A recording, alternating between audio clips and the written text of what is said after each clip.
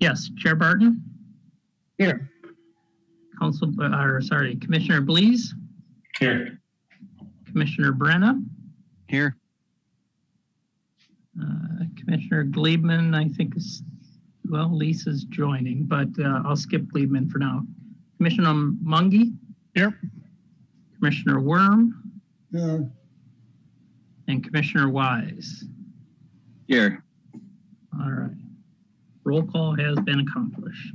We do have a quorum. There's Lisa. She's down in the corner on my screen. No photo yet, but that's okay. My camera's not working. I do have Rick Gelman on the other Zoom meeting. I'm going to try to send him an email right now to let him know that we're in this one from the agenda. Yeah. Okay. Thank you. Mm-hmm. Right, first item is to adopt the agenda. So unless anybody, we can't really make any additions to it because it's a special meeting. So I think we'll just accept the agenda as is without doing the roll call. Agreed. Can't change, so it is what it is. We have no minutes, so we'll go to meeting open to the public. So if there is anyone here from the public who wants to talk about something other than what's on the one item on the agenda, now would be the time to do that. Just raise your hand if there is anyone.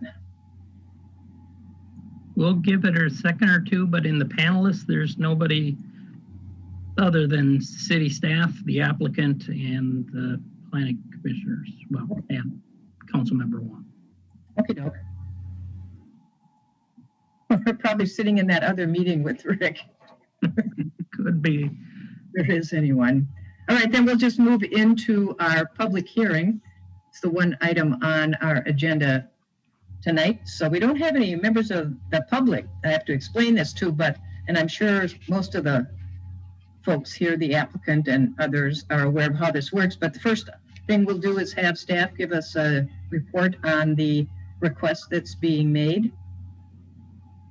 And then if the planning commissioners have any specific questions, they'll have a chance to ask those. Then the applicant, if they wish to add anything, they'll have an opportunity. Then we'll open the public hearing portion and take any input from members of the public. Once that's completed, then the commission will discuss it and make whatever their recommendation is. So I will turn it over to our city planner for the staff report. Give me 1 second. Rick joined as an attendee, so I'm just promoting him to a panelist. Okay, excellent. Rick, are you here? Yes, I am. Okay, we're just starting the staff presentation on the one item tonight. So I was out in the ozone with another meeting, which and there was somebody that wanted to participate in that, so I'm going to send them an email giving them the address to this one. So go ahead and continue. All right. Well, the request tonight is for a conditional use permit for T.A. Shifsky's and Son at 2310 Highway 36 East. Now, there's a lot of moving parts in this request, and I'll go into more detail about them in a minute. But at the time we sent the public hearing notice to the newspaper, the applicant was discussing submitting for silos that would have been 60 feet tall, which would have been a height variance. The applicant has since submitted his application for 55-foot tall silos, so the height variance is no longer needed. So just to make it clear that the public hearing notice went out for both the conditional use permit and height variance, but we will not be talking about the height variance because the application is compliant. So with that, there's a number of other complicating factors with this review, but to begin with, the project includes the addition of 3 55-foot tall silos, a scale, and associated equipment. The existing operation is a legal non-conforming use in the MU3 zoning district. Shifsky's is currently operating a asphalt plant crushing operation and other related uses at their site. See, it's a number of parcels right here between 2nd Street, 3rd Street, North St. Paul Drive, and the Gateway Trail. This is the plat of the former Anchor industrial Quick Trip will be going here. The indoor storage, the apartment building to the west there. So a couple things just to clarify here. Shifsky's is an existing non-conforming use. They've been operating for more than 50 years in this location. The property is zoned MU3. The principal use of the property is asphalt plants and aggregate crushing. Asphalt plants and aggregate crushing are not allowed use within the city code. What that means is they're not listed, and anything that is not listed is not allowed. But that makes Shifsky's a legal non-conforming use. Typically, a non-conforming use is not allowed to expand, but our city code 154.009C has an MU3 zone expansion exception. That exception lays out 4 criteria for when a building permit would be applied for a non-conforming use within that MU3. The first is that the expansion of the use involves no more than 10% of the gross floor area of the building. 2, that the modification of the use is not more than 10% of the gross floor area of the site. The third is the expanded use is otherwise consistent with other sections of code or this chapter. And finally, that when the expansion of the use eliminates adverse effects or conditions inconsistent with the MU3 and or the modification is determined to be an improvement consistent with the objectives of the area and or such modification would lead to a more rapid implementation of the comprehensive plan and MU3 district objectives.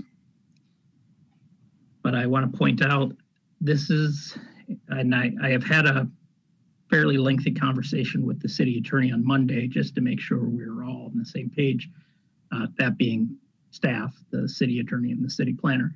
Building permits are administrative and they do not require planning commission or city council approval.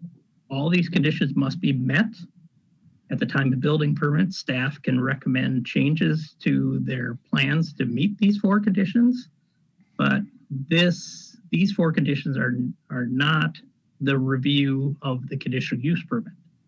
So we're giving this to you as background for the fact that normally a non-conforming use would not be allowed to expand. In the MU3 district, there is this provision in which they could expand. This last condition is probably the one that will be discussed the most. But what we are reviewing tonight is a conditional use permit for outdoor storage.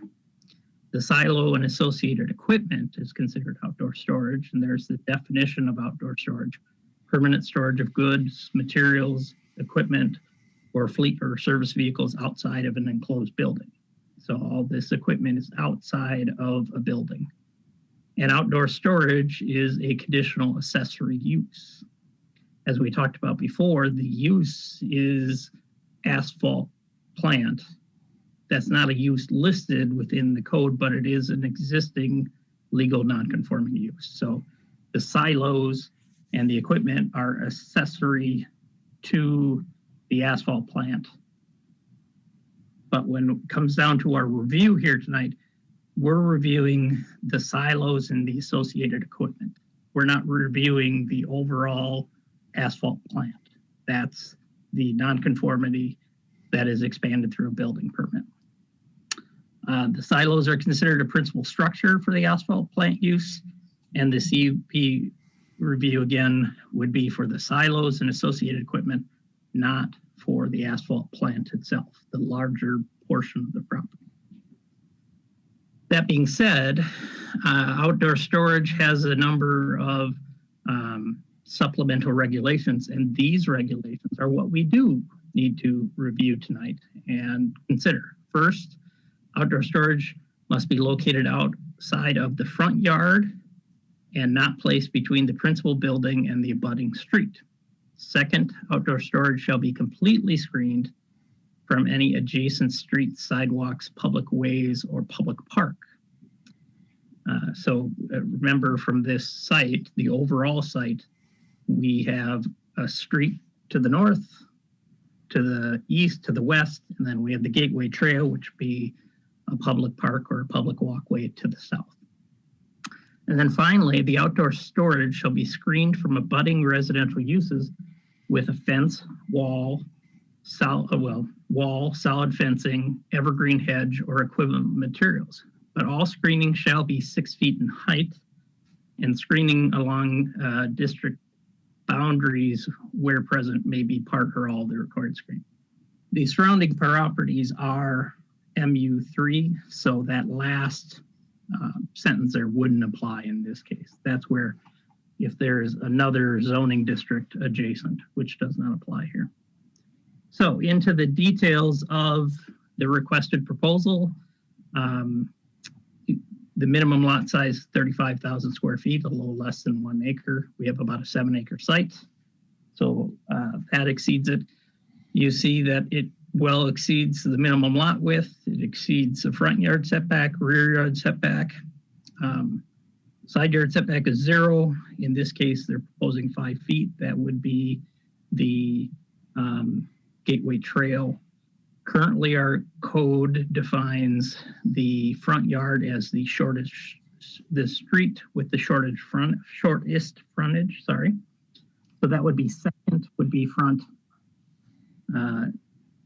Third would be rear, Gateway Trail, and the North St. Paul Drive would be the sides. But you see with the rear and the side, they're both 0, so there's the same standards. This is a picture of the type of equipment that is being proposed to install, the structures, the silos themselves. A couple things to point out. On the bottom, underneath the silos, is where the scale will be located. So basically, when they're being loaded, they're measured by how much asphalt is loaded by pounds. And then the truck moves through this series of the silos. You can see from that cross bracing, you're not going to be able to go into one silo on itself. It's a path that you go underneath these 3 and what ends up being the existing 4th silo. So screening, Shifsky is proposing a 16-foot tall precast concrete wall along the south half of the site, along Gateway Trail, and about 750 feet along 3rd Street. We'll talk about that, this 16-foot tall wall and precast concrete and some of the conditions a little later. With the requested relocation, there is a requested relocation of the southern access of 3rd Street to align with the new Anchor Drive, and that may adjust some of the location where the screen wall is. And staff is recommending that the applicant provide a detail of the proposed screen wall before the City Council review of this request.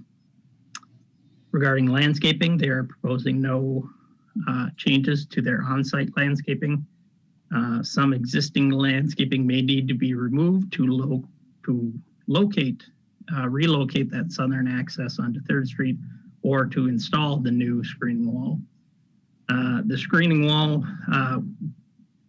will provide an adequate buffer from the surrounding rights of way, and therefore staff is not recommending additional landscaping. And again, we'll talk about that in more detail. The applicant is not proposing any additional on-site jobs. Most of the activity happens by trucks that are coming from off-site.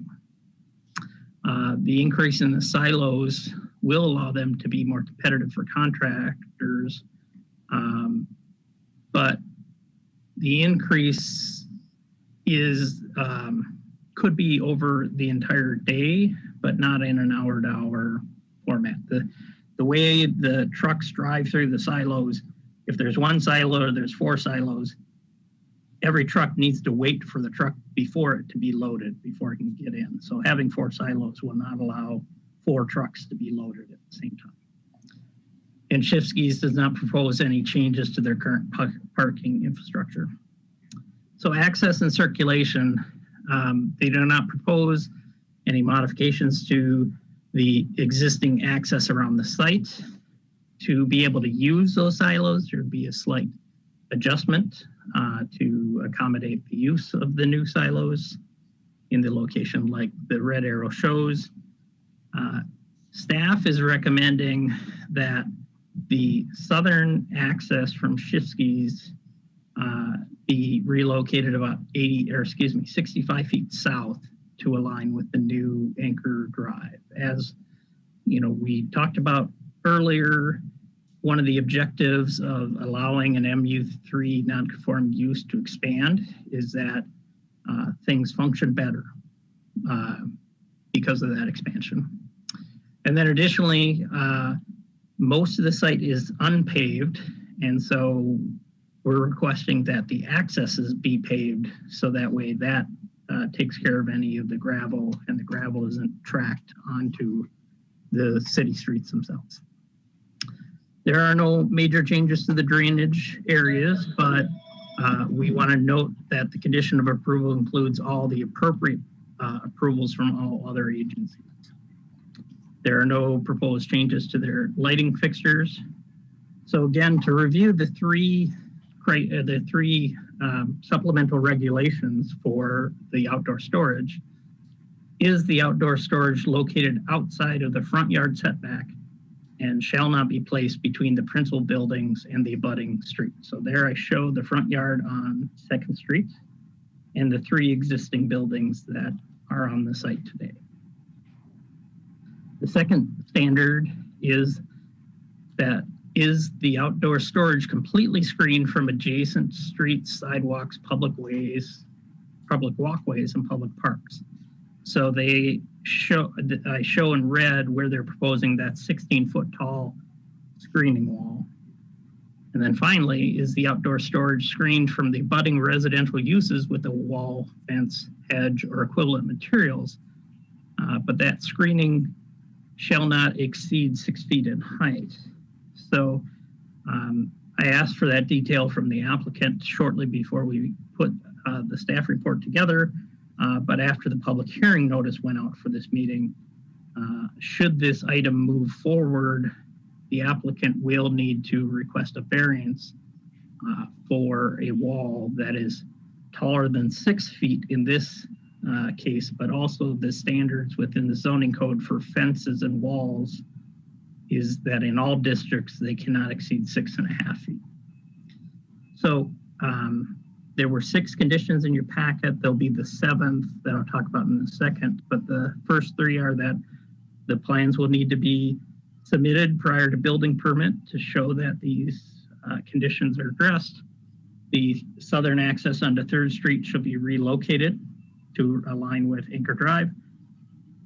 Third is that they would improve their accesses to make sure that any sediment is not tracked onto the city streets. Fourth is that they need to obtain all required permits, including from other agencies. Fifth is that there hasn't been a detail provided of that screening wall, and that we would request that they provide that detail by May 26th if this is to continue by the June 1st City Council regular meeting. 6th, the screening wall shall be located on their property. It was a little unclear. Actually looked like maybe the screening wall was located off of their property based on the site plan they had. So we just want to make sure that it's located on the applicant's property. And the 7th condition is new since the staff report that we would ask that they apply for and receive approval of the wall height variance for this city or this comprehensive plan amendment to be in effect.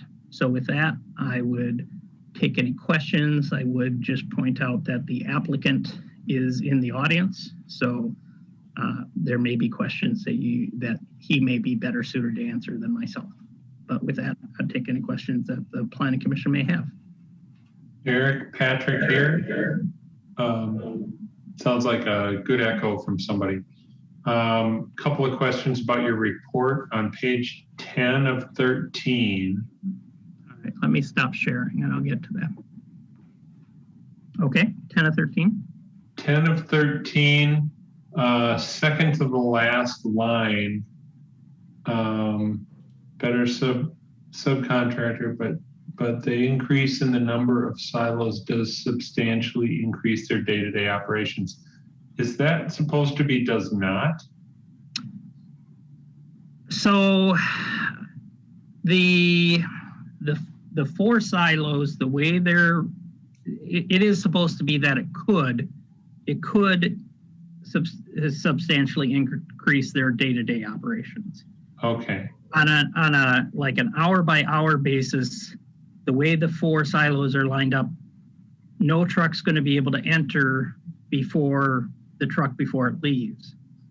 But one of the reasons for the expansion from 1 to 4 silos is many construction projects require more than one mix, and therefore they could have the mix available instead of having to wait and reload that single silo with the new mix, and no trucks are loading during that time. So they can get more activity through the site on a day-to-day basis, but on like the peak hour basis, that activity doesn't change, because even though they have 4 silos, they can't get the trucks through that line of silos any faster than the single silo today. So there might be an increase just due to the options they are now offered. Correct. All right, and then on page 11, near the bottom of the page under lighting, can you clarify the sentence there that it's unclear? Yeah, we noticed that error. They are proposing no changes to their lighting. So I think the word no is missing. And then the only other question I have so far is on the drawing that is the last page of their application. Does this represent the change to the southernmost drive on 3rd that is referred to as moving it 65 feet south, or is the move to 65 feet south part 1 of the conditions? It would be part 1 of the conditions. All right, so this doesn't represent graphically where that would end up. The lines shown for that southern access on their site plan is their existing southern access. Okay. Anyone else?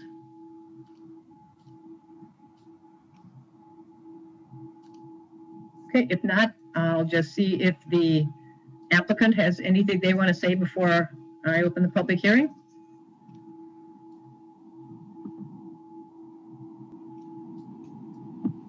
I appreciate everybody taking time to listen to Eric and consideration what we're asking for. If you have any questions regarding, in the future regarding what our 3 additional silos means in this screen wall, the screen wall proposed possibility also could be revised to fall within compliance, so we don't have to ask for a variance.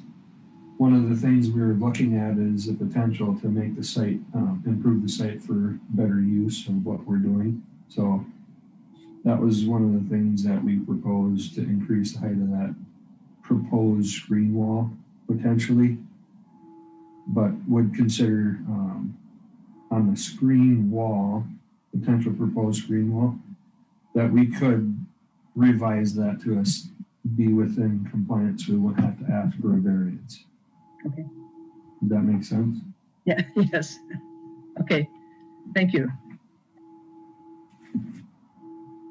No one else from applicant That was it.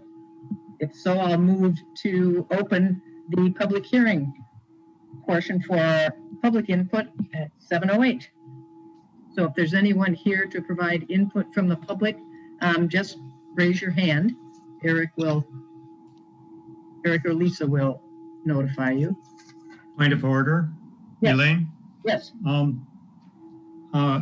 When I was on the other Zoom meeting, there was a Mario Mitchell, or Mitchell Mario, I'm not sure from his email, who was trying to get into this meeting as a participant. I've made several efforts at trying to get him in, including sending him an invite. And I guess maybe if Lisa can. Oh, Commissioner Geltman, if yes. I could address that. He is in attendance. Oh, he is. I hope he can hear us. Lisa, I don't remember what number he has to press if he's on his phone to raise his hand. Otherwise, okay. I just wanted to make sure that he got in for the public hearing. I think it might be best if maybe we just promote Mario and make sure that he has an opportunity to talk. So I just saw. Looks like he just dropped something in the chat bar. Yeah, I saw chat. Okay, great. Hey, Mario, you should be able to control your mic now if you want to say something.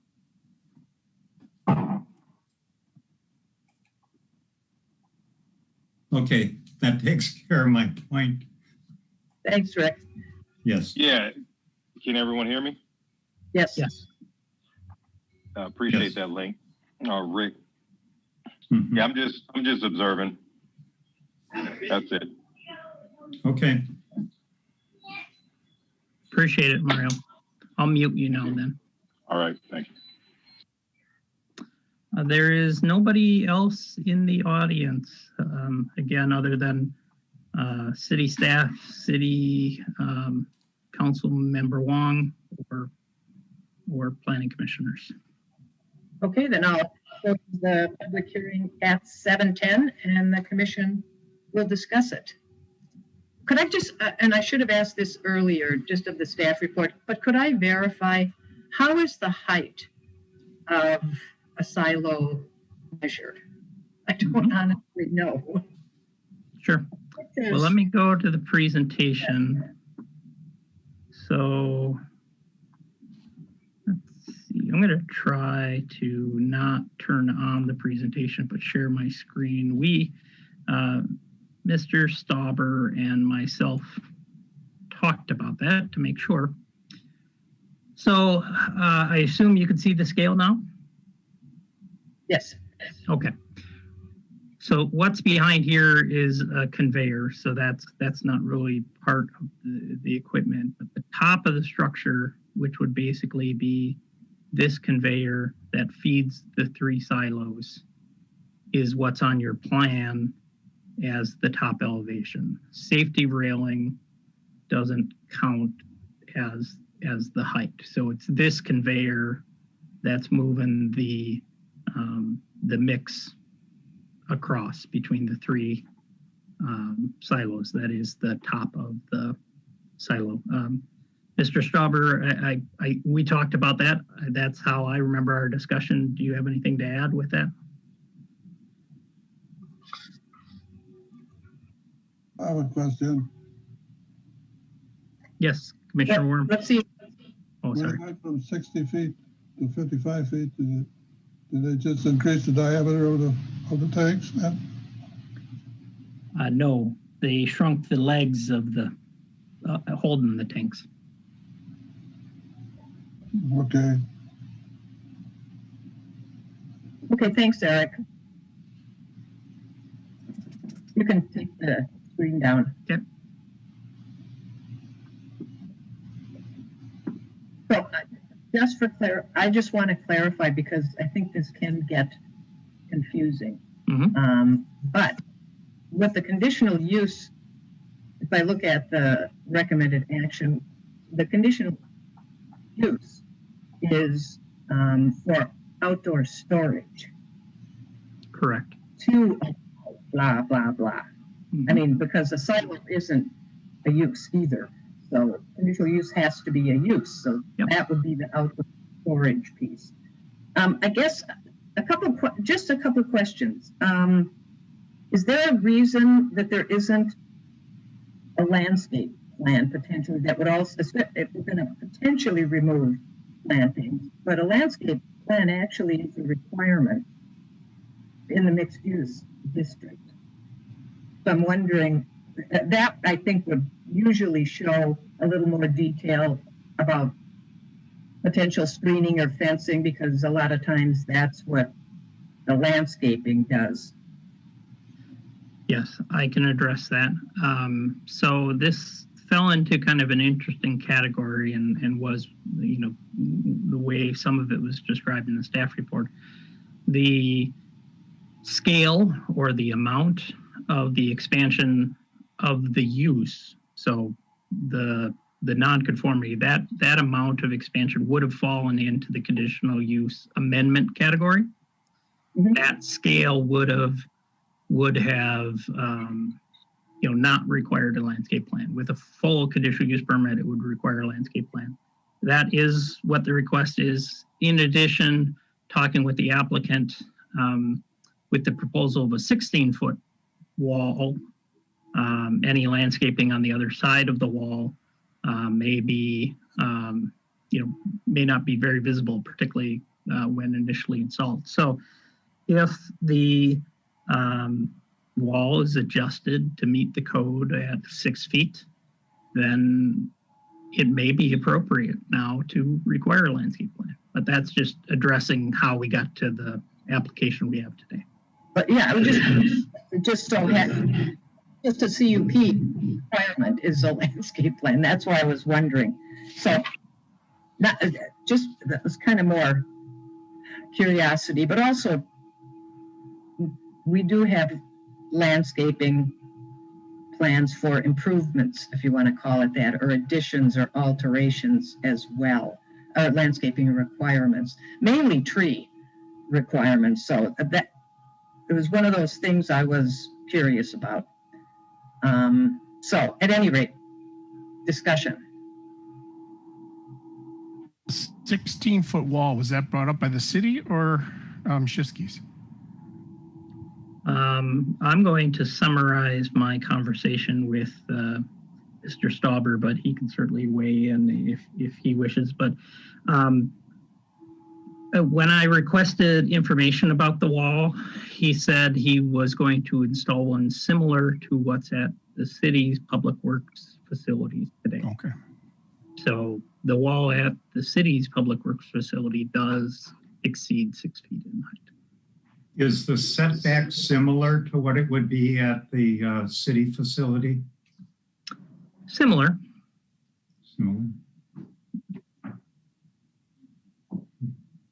My impression biking along there is that, along the trail part, is that I don't want it to become kind of this really kind of rigid corridor, and some variability in the placement of the wall would be, I think, helpful in terms of breaking it up and helping make it not look quite so monolithic, and might provide some opportunities for vegetation planting, some landscaping. The other thing that I had, and again, it's particular to the MU3, is that the only type of fencing that is allowed there is decorative fencing. Mm-hmm. So kind of struggling here with picturing this in my mind. I agree, Rick, you don't want it to be tunnel-like when you're walking down the trail. But when you showed the last schematic, it appeared that a portion of the wall would be screening from the trail. I mean, that red line. So mm-hmm. In addition to third, which I hadn't seen in the past, is that something new? I didn't recall seeing that actually in the packet, but it was harder to read, and that's why we added the condition also of the lot line. The line for the wall and the property line were essentially over the top of it. But okay. We clarified where the wall ended on 3rd Street, which is essentially the southern, to allow that southern access. So from the property line near the Gateway Trail up to that southern access. I'd like to ask the applicant why they chose the 16-foot wall like the city. What was the reason? Is it to, block more stuff, or people complaining about looking at something? Just kind of curious of what brought that up, why I wanted it like the Public Works. No, so you can hear me. The conversation in Baston, working with the city folks, the use that makes sense. We don't need to do the 16-foot wall. We can definitely, do 6-foot conforming screen wall without a variance. But to utilize that screen wall so we can actually use it as well, make it functional as well as a screen wall, to give it a little more height in conversation. Similar, because what I find, or what I found, looking at the city and other cities using that precast wall, they put pallet racking inside of it, bolted pallet racking to it, so you can store stuff, on it.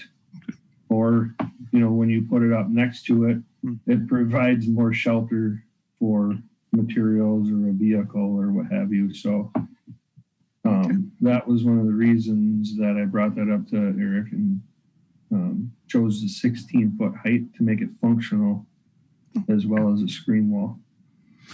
And when you do the precast, okay, go ahead. When you do a precast panel like that, you can, it doesn't have to be, just a flat panel. You can put some architecture to it. Yeah, I guess that was actually one of the things that when I said it's hard for me to picture this, because without any schematics of any kind or, proposed design, I have no idea what it would look like from the outside of the site. And that's really the whole purpose of the screening. When you do the outdoor screening, it's to completely screen. Now, there's no way that, we could completely screen the outdoor storage. So how do you make it the least obtrusive potentially? And sometimes landscaping helps, certainly articulation or some kind of design. So something other than the blank wall draws your eye. And I think that's what you see on one side of the gateway now, is just that long kind of blank wall. So that's where I'm honestly, I'd like to have more information about that piece of it, because the screening is really the key issue, I think, for this particular use, the accessory use. One thing I had, maybe I won't say it, but one thing that did occur to me, and it is only because the council just approved Arts and Culture Commission, and it's not even active yet, obviously, but that's also a potential, because we've talked a long time about murals and art and so forth. So that had popped into my head. Yeah. Yes, Shifsky's has been in the city for quite a while, and as a longtime, member of the city, or part of the city, I've taken a look at some of the kinds of art that you can put onto silos. If you go out and Google silo art images, and take a look, there's just all kinds of different things that can be done. And I think that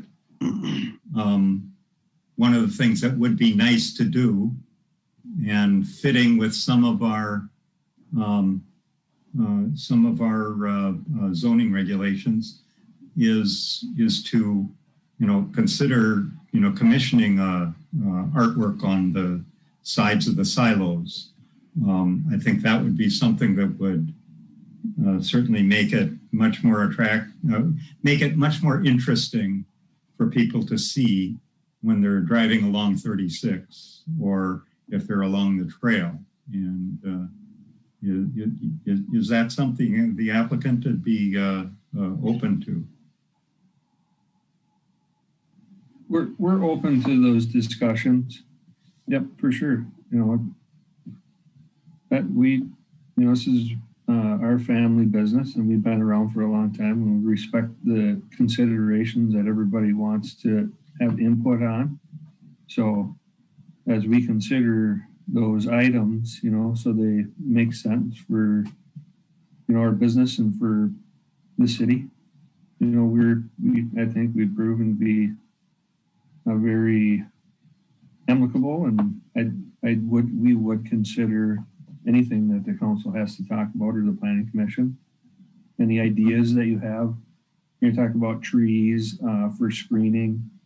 We didn't put a landscape plan together for this, but we do that with our business. We're doing a project in town. We definitely can consider putting some trees in along that and coming up with a site plan design for your review as part of this process. But yeah, we're definitely open to consideration for that, Rick. Mm-hmm.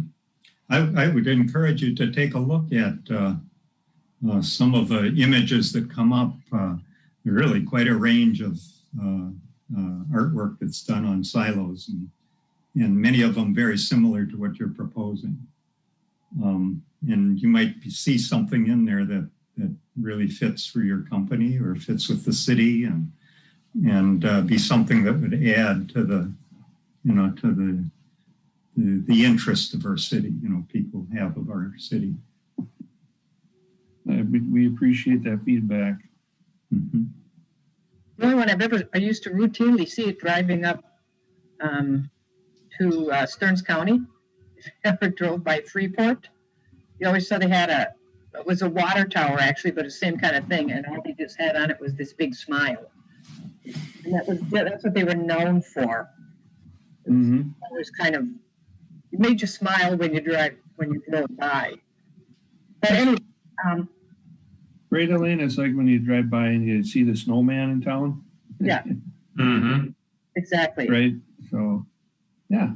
I guess the reason I'm struggling, and maybe the other commissioners aren't, is that to make a recommendation to the council without actually even having any additional details. It's almost like we're providing kind of ideas right now. So I'm kind of unsure how to go forward at this point.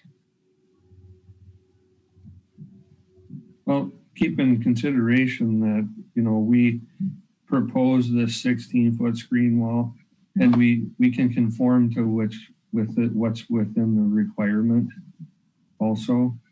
I understand that, but that just then makes it more visible.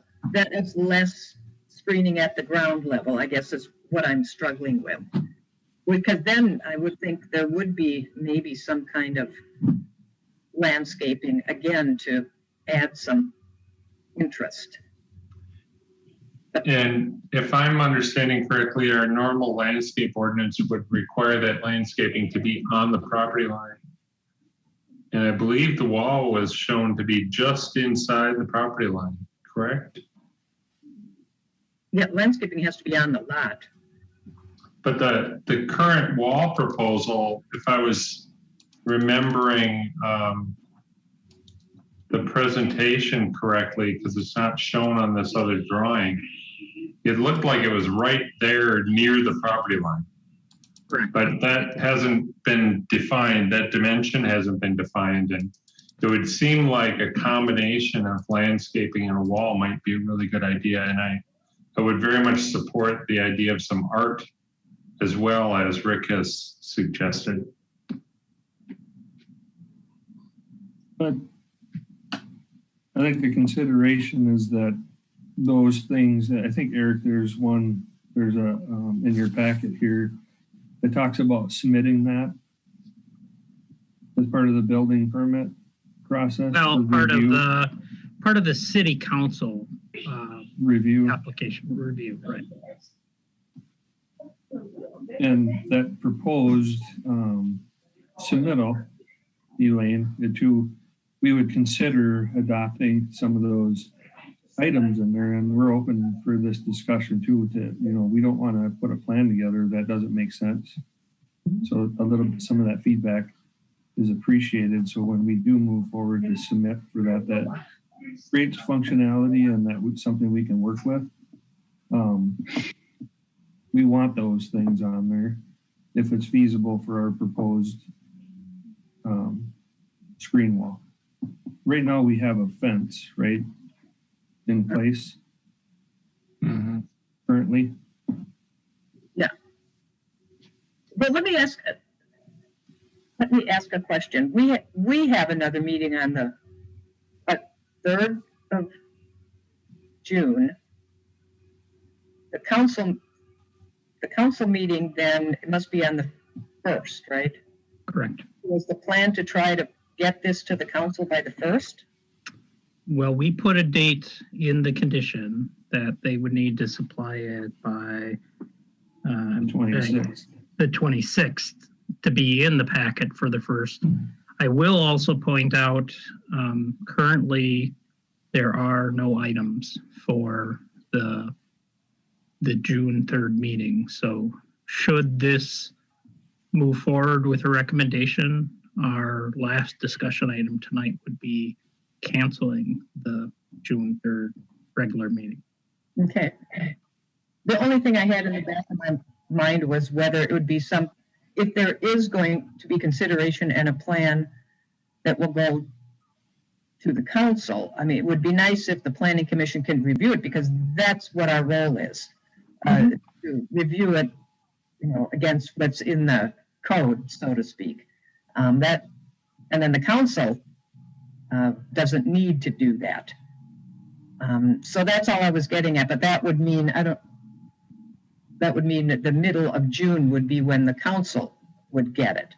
Does that put a big wrinkle, a big roadblock of any kind?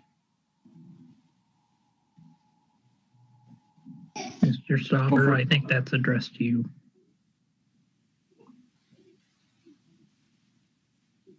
Is that addressed to me?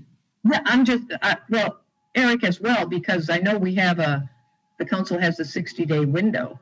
Yeah, we have time under the 100. We would need to give Shifsky the 60-day extension, but we have time under the 120 days we're allowed with that 60-day extension timeline to table this. Is that your question? Well, for the council to act on the whatever. There would still be time under the 120 days for reviewing a permit. Okay, so that was the technical one, but then then to Shifsky's, does that put a wrinkle in plans? Yeah, I get, it does put a little wrinkle in plans. I mean, timing is very essential, with the current state of our economy.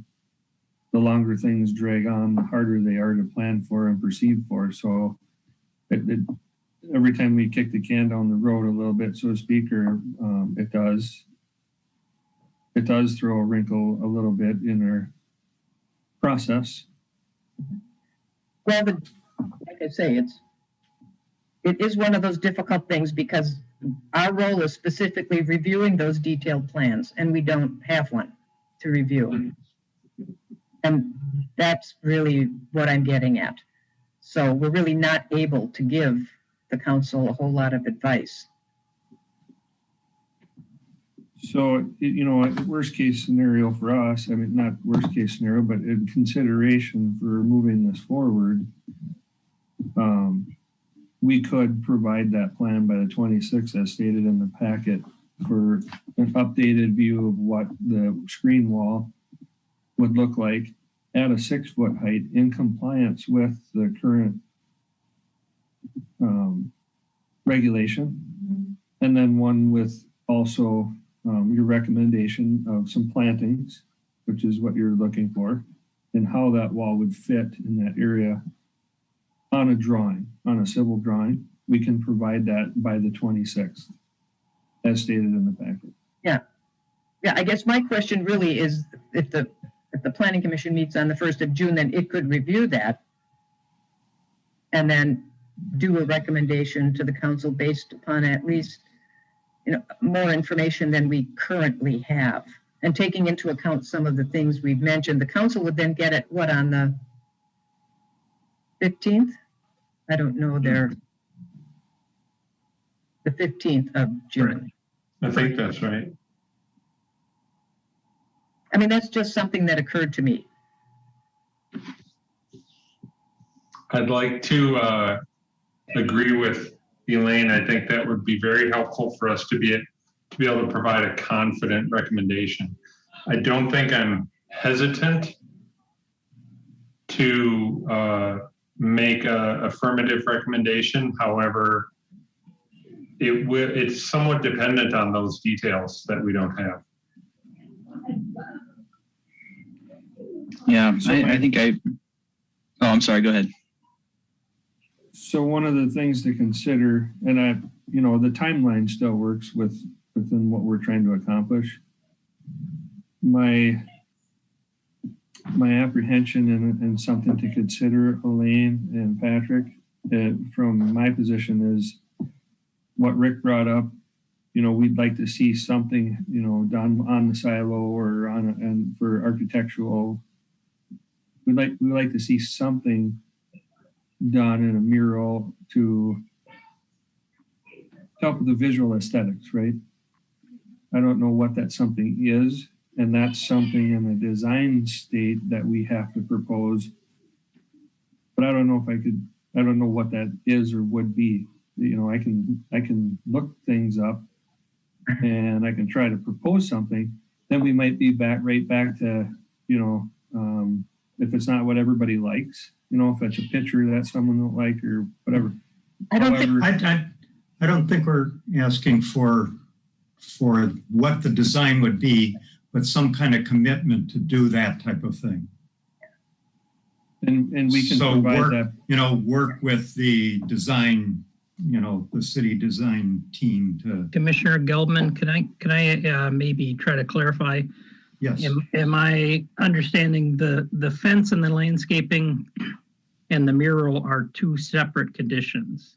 Yes. And that you would want to see the fence and the landscaping because the code has requirements for the fence and landscaping.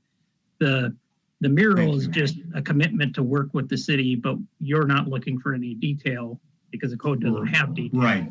I would much rather see a thoughtful process go there where, a design that really does enhance the site can be identified and, work through the process to do that.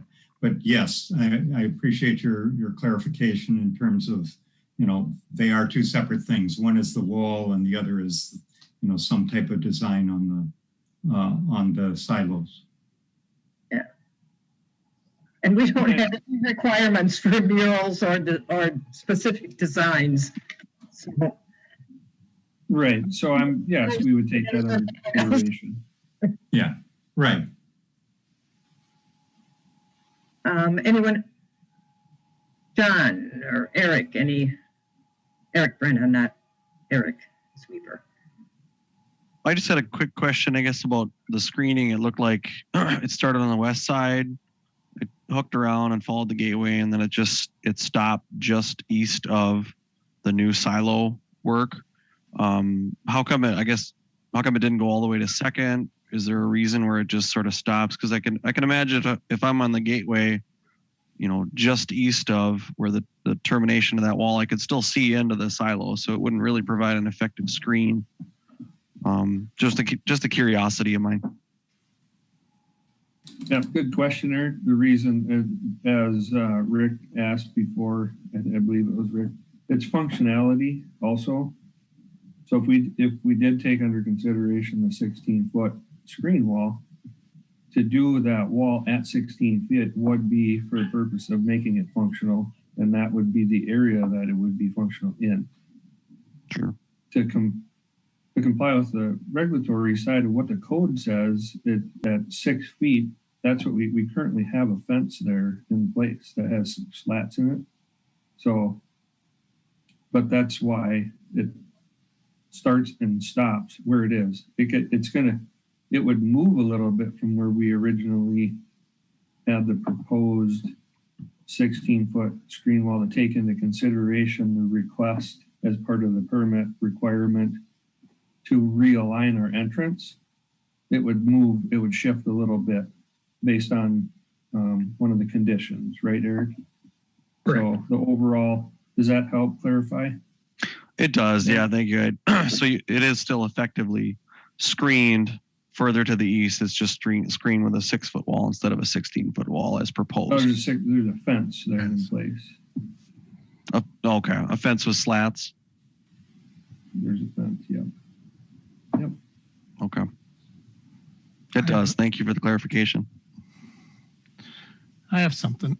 So I'm just trying to get this wrapped around my little head. So the silo, is anybody against the silo? Can the silo be moved forward as far as going that and then have the fencing or the wall afterwards? Or is it all or nothing?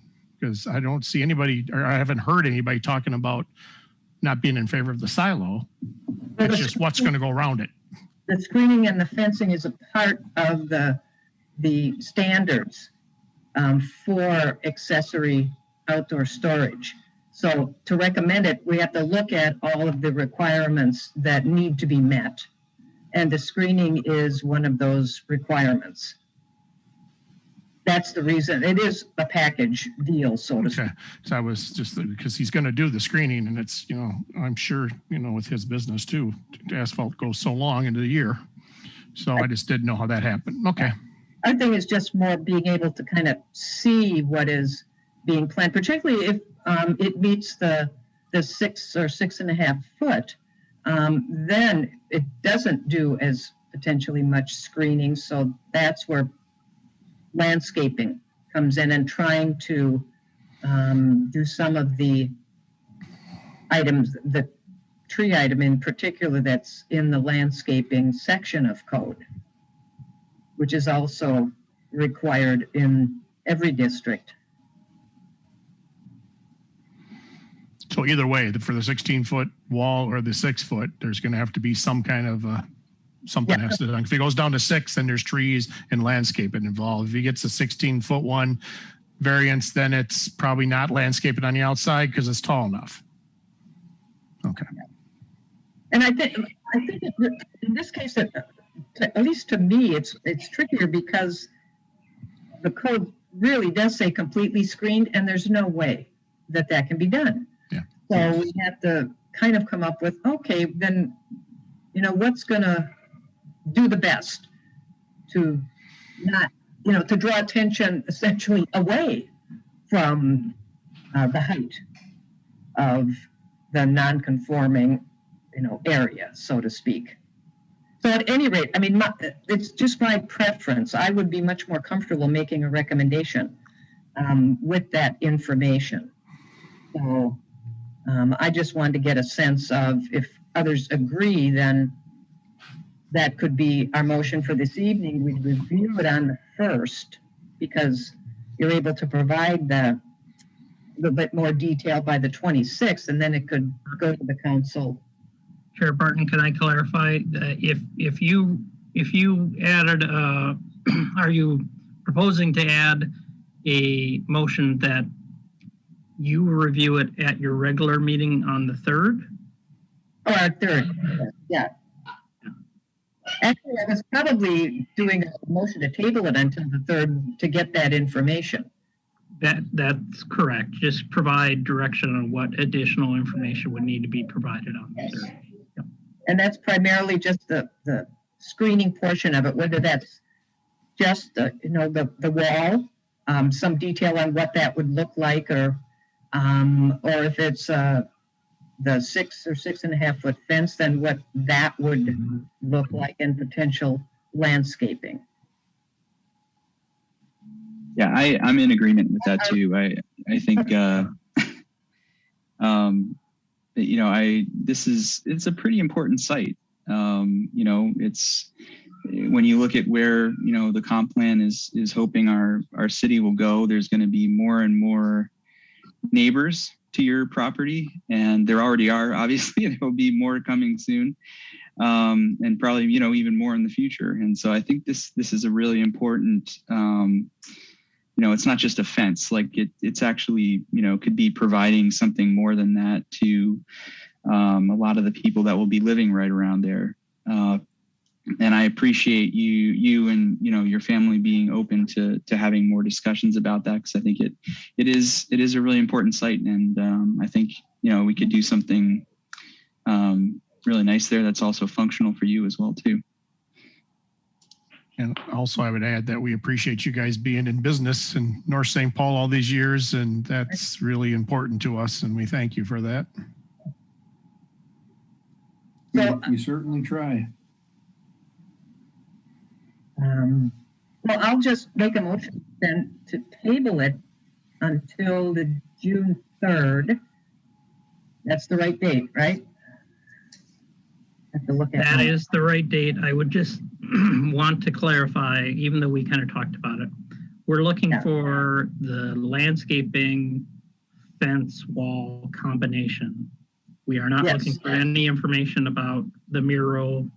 We're not requesting any information about any of the other conditions. It's only the wall detail with the landscaping that we're requesting additional information for June 3rd. Yeah, along with a willingness to,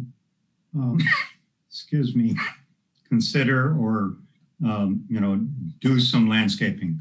We're not looking at, not landscaping, but some artwork on the silos.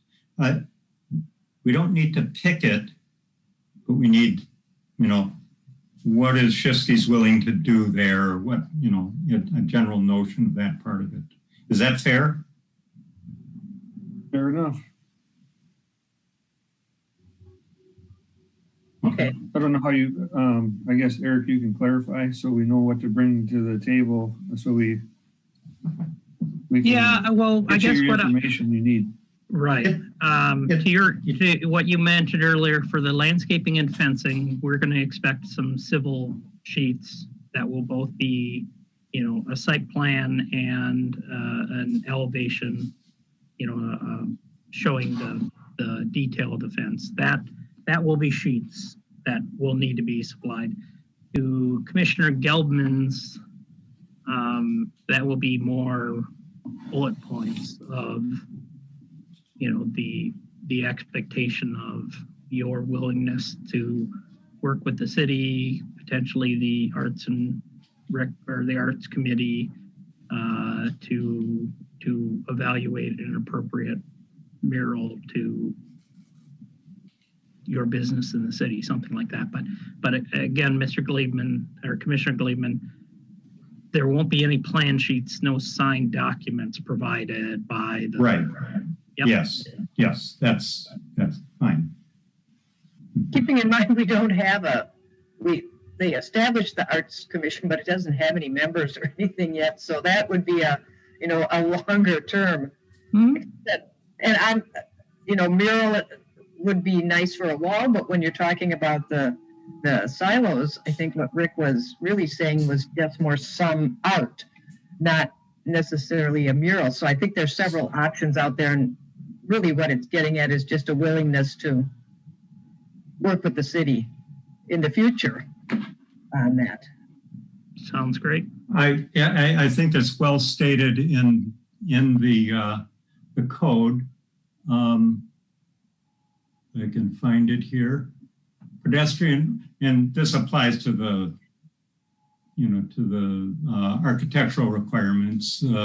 Pedestrian-oriented design, building design encouraged to make the street enjoyable, visually interesting, and comfortable. So, those are the kinds of things. Those are pretty general types of things, and leaves a lot of latitude for what that ends up being. But, we're looking to make it an asset. Okay, anyway, so that was my motion. Does anybody want to second it? Anybody remember what it was? It was to table to our June 3rd. Yeah. Bill, Patrick will second it. who was that? Patrick? Yeah. Patrick seconds. Any further discussion? If not, we'll take a roll call. Is Lisa there? I am. My camera's not working, but I am here. Yeah. Do you want to do the roll call? I sure will. Commissioner Chair Barton, Aye. Commissioner Patrick Blees, Aye. Commissioner Eric Brunna, Aye. Commissioner Rick Geldman, Aye. Vice Chair Commissioner John Mungy, Aye. and Commissioner Alan Warm, Aye. Commissioner Andrew Weiss. Aye. Okay, so, well, we'll have plenty of time to talk about it on the 3rd if that's we're not doing anything on code on the 3rd, huh? Amazing. Well, thank you for coming and answering our questions and being patient with us. I mean, this is certainly a type of business I'm not at all familiar with, so I learned a little bit. Always like to do that. I just like to see how high the trucks can get up on those big mounds. That's always cool when you drive by. Yeah, driving backwards. Exactly. Trying to get down. I'm not real good at that, gauging heights and things, and that's the first time I realized, oh my goodness, those are really tall. They are. Huge machines up there. So I think you could stack the 3 silos one on top of the other to make a snowman out of it for us. Could that work for you? Just kidding. Now I don't know if we could get them round enough by the time you hit the bottom. Yeah. So thank you for coming. And I think certainly on the 3rd, we should be prepared to make a recommendation to the council. So. Yes. Thank you for your openness. I appreciate it. Yes, thank you. Let me find my agenda here. I think that's it. Well, I know that's the only action items we have tonight, but so I'll just skip on down and see if staff has any reports other than now we have a meeting on the 3rd. Sorry, folks. That's fine. Yeah, so we have a meeting on the 3rd, but on the 1st will be kind of a busy council meeting in that we'll have the zoning ordinances and we'll have the Swan Avenue shoreland variance.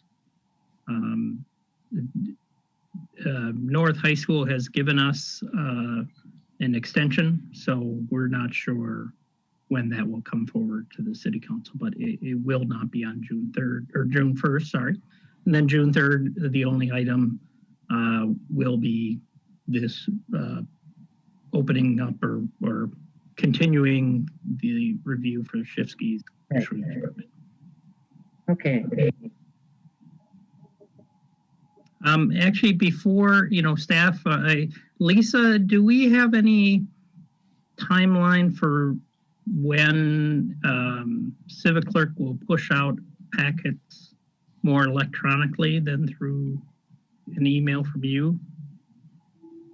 I'm not aware of the time frame for pushing it out. This was actually the first Civic Clerk agenda or packet that has been created, and I'm kind of questioning if that's with the Zoom mix up with the link. So I do apologize. Thank you everyone for your patience and we work with a great team here, so I'm so thankful that everybody was able to join. I'm definitely going to research the issue there.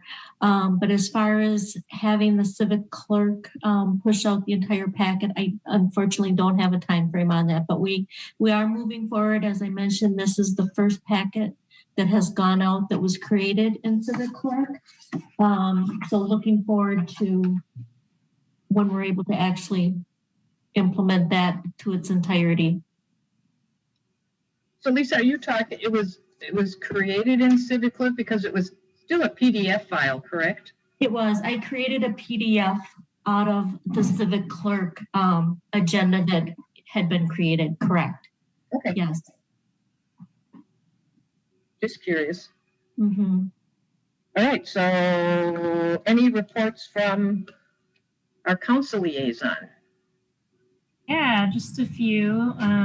So we did formally approve to disband the Design and Review Commission, and they're kind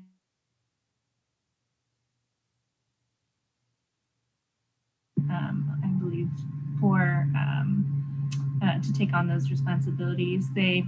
We also voted for the Arts and Culture Commission. So we don't have any current members, but I think there's a couple hopefuls. Yeah, I think we're really looking forward to that and really excited. So an update in regards to Highway 120 and 36. Ramsey County added it to their transportation improvement project or plan for 2021 to 2025. And I believe the reason they did that was because it would make them a little bit more competitive for some transportation and infrastructure funding at the federal level. So it looks like they've included us and they're moving forward with it, and hopefully we'll see something happen. So that's pretty great news, I would say. And yeah, I think that's all I have for now, but just one more thing about that project or about Highway 120 and 36 is that it looks like they're looking to budget it at $50 million and mostly for state and federal funding. So it doesn't sound like any local funds. Any way they can configure the roundabout to go through the Dairy Queen drive-through? We can try. Okay, good deal. And then over to the Caribou or whatever. There you go, just keep going around. Okay, thank you. Any reports from commissioners? I'll just zip through. John? Nothing. Eric? Nothing. Ellen? I guess nothing. Andrew? No, not tonight.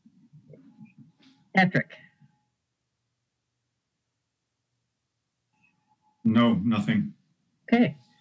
I'm just going to, since we mentioned the Arts Commission and the Design and Review Commission is disbanded, that'll just be something to add to our list of other changes to make in the future to zoning code, because we actually do reference the Design and Review Commission in zoning code. So just add that to our ever-growing to-do list. Other than that, I don't have anything else, so I'll entertain a motion to adjourn. Move to adjourn. That was Rick. Who wants to second? I'll second. Andrew. Beat Al. Everybody beat Al to the punch. Oh, sorry, Al. I should have waited for you on that one. Not officially over until he says it. Yeah, that's right. Roll call, Lisa.